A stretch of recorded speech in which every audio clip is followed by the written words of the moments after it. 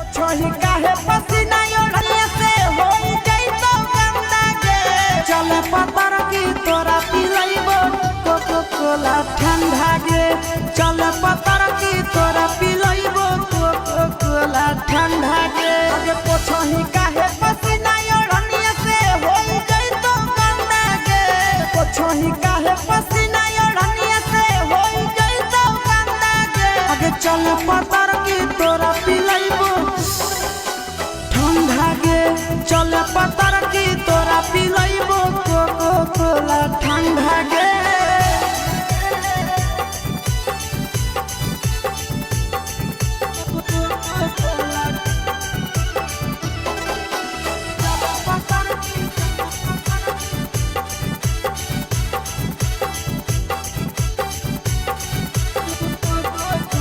अगे हमर जोरे चले पीले तो पानी काहे मना करो ही दिल जानी